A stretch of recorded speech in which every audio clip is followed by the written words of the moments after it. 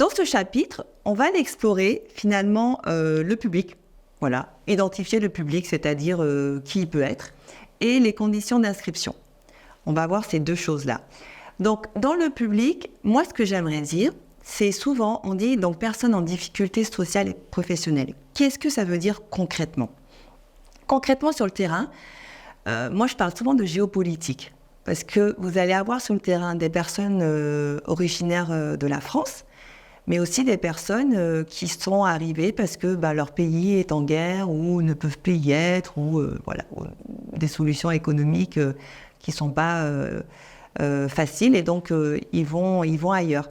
Donc c'est vrai que dans ces structures-là, moi j'ai pu avoir souvent des personnes des 5 continents, et c'est hyper enrichissant aussi. Ça, c'est quelque chose que j'aime beaucoup. Et donc, surveiller on va dire les médias, surveiller ce qui se passe dans le monde, et vous verrez que tout de suite derrière, quelques mois après ou quelques années après, hop, vous serez impacté. Donc, ce public-là qui est embauché, pour ne pas revenir entièrement dessus, demandeurs d'emploi, plutôt de longue durée, minima sociaux. Mais ça peut être aussi des personnes qui sont sous main de justice. J'en ai eu, qui portaient le bracelet électronique.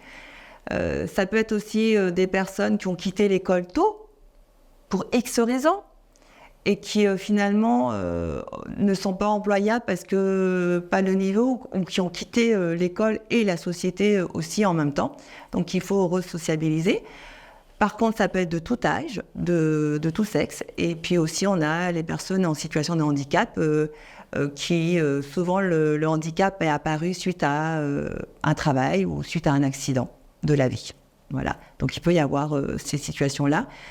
Il y a aussi des personnes qui ne sont pas mobiles et du coup ne trouvent pas de travail à cause de ça, et qui au bout d'un moment restent 1 an, 2 ans, 3 ans au chômage et finalement rentrent dans ces demandeurs de longue durée. Voilà. Donc ça, c'est le paysage des publics que vous pouvez avoir. Alors, les conditions d'inscription. Ça a évolué. Donc avant, je vous ai mis un schéma, on va s'appuyer sur le schéma. Avant, quand moi j'ai commencé ce travail-là il y a 13 ans, les personnes pouvaient venir, elles venaient souvent de Pôle emploi. Donc il fallait passer par France Travail pour pouvoir être embauché dans une structure d'insertion par l'activité économique. On appelle ça des prescripteurs, et il n'y en avait pas beaucoup donc, qui étaient habilités. Il y avait les services publics à l'emploi et des prescripteurs habilités, par exemple le préfet.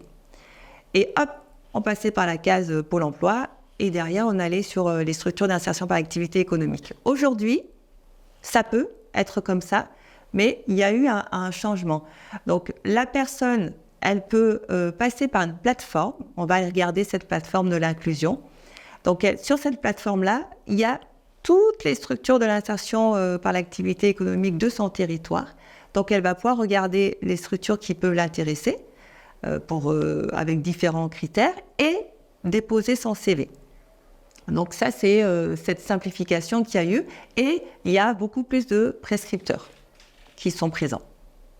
À côté de ça, ce que je peux vous dire aussi, c'est que cet outil-là, moi, je le trouve facilitant en tant que professionnel, parce qu'il permet de toucher un autre public.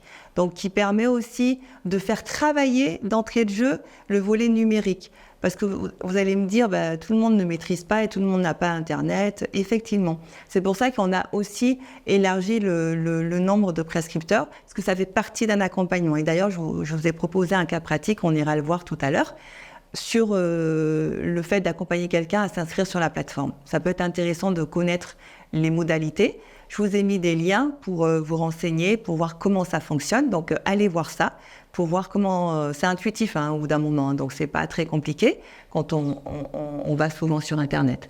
Donc, allez voir ça sur la plateforme qui existe, et vous pourrez après ensuite être à l'aise sur le cas pratique.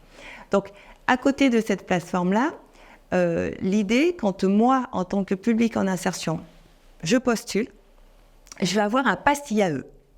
Si je suis recrutée, je vais avoir un pass IAE qui va durer 2 ans.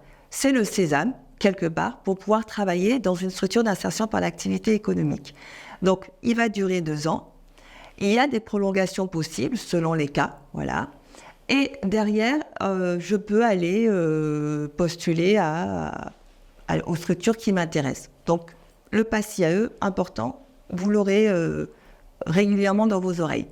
Donc, ça, c'est la procédure pour pouvoir être embauché et pouvoir travailler dans une structure d'insertion par l'activité économique. Voilà à peu près l'idée. Vous dire quoi d'autre sur ce chapitre-là ?